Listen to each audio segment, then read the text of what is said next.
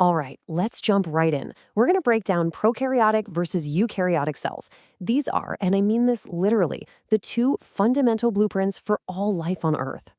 So, have you ever wondered what makes a tiny bacterial cell so simple, yet so incredibly efficient? And how is that tiny powerhouse any different from the cells that make up, well, you? What's the core difference in their design? And more importantly, why should you care? It turns out that all life, and I mean everything from a microbe you can't even see to a blue whale, is built from one of just two fundamental blueprints. Getting a handle on these two cell types is really the foundation of all biology. Okay, so let's get into it. We're going to start with the basics: size, complexity, and the one single defining feature that really sets these two designs apart. Okay, this analogy here is just perfect. I want you to picture a prokaryote, think bacteria, as a simple, efficient, open-plan workshop, right? Everything's happening in one big room. But then you have a eukaryote, like one of your own cells. That's more like a massive, complex city. It's got different buildings or departments, all with specialized jobs. And the city hall, the main office running the whole show, that's the nucleus. And that, right there, is the single biggest difference between them. And check out this difference in scale. It's not just a little bigger. Eukaryotic cells can be 10, even 100 times larger than prokaryotic cells. We're talking a huge difference. And it's not just for show. That extra space is what allows for all that incredible complexity, all those different buildings in our city model. All right, so let's head over to the city hall, or the main office of the cell. We're going to talk about the genetic control center, where the actual blueprints are stored. We're talking about DNA. This table lays it out so clearly. In that simple prokaryotic workshop, the DNA blueprint is basically just one single circular molecule floating around in a region called the nucleoid. It's just there. But in our eukaryotic city, oh no, the plans are meticulously organized into multiple linear chromosomes, all neatly wound up with special proteins called histones, and, this is key, safely locked away inside the nucleus. So, if the eukaryote is a city, what are all those buildings we keep mentioning?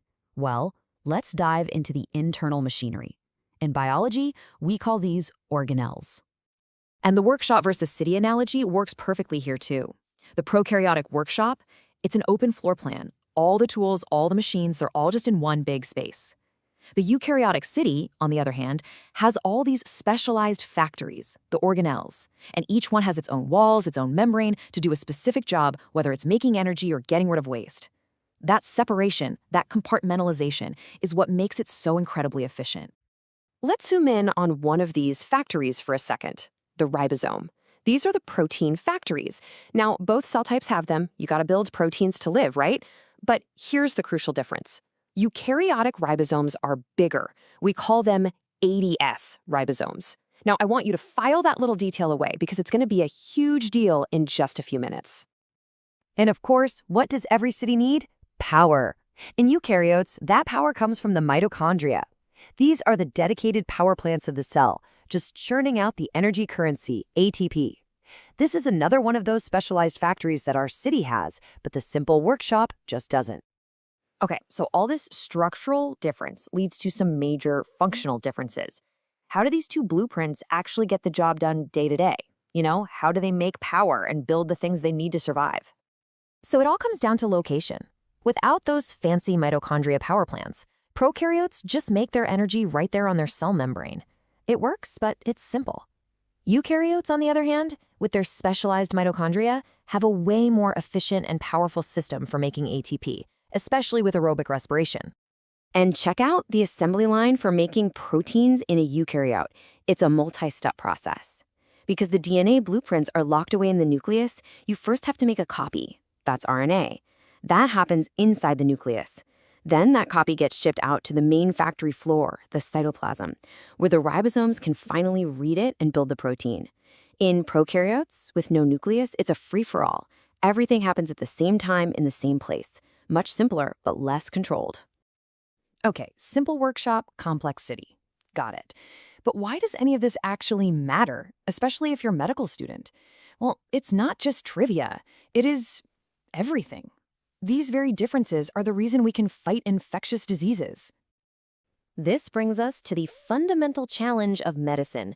When you get a bacterial infection, you literally have these tiny prokaryotic workshops setting up shop and invading your body, which is made of complex eukaryotic cities. So, the million-dollar question is, how do you destroy the invaders without harming your own cells? How do you bomb the workshops but leave the city standing? And here's the brilliant solution. Remember that little detail I told you to file away? The different ribosome sizes? Well, here it is. Prokaryotes have those smaller 70S ribosomes. So what did we do? We designed antibiotics like tetracycline that are built to only attack and shut down those 70S ribosomes. And because our own eukaryotic cells have the larger 80S ribosomes, the drug just ignores them. It's like having a key that only opens the door to the enemy's workshop, but it doesn't fit the locks in your own city. That, my friends, is called selective toxicity, and it is an absolute cornerstone of modern medicine. And the relevance just keeps going. It gets even cooler. The fact that our own mitochondria, our power plants, have their own DNA, and those smaller 70S ribosomes, that's a huge piece of evidence for the endosymbiotic theory, the idea that they were once free-living bacteria themselves. So understanding these core differences isn't just about antibiotics. It's fundamental to drug design, to understanding how infections work, to genetics. It all comes back to these two basic blueprints. Okay, for all of you studying for an exam, here is a super simple mnemonic to lock this in.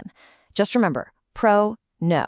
Prokaryotes have no nucleus and no organelles. And for the other one, true. Eukaryotes have a true nucleus and true complexity. No. True. Easy. So let me leave you with this final thought.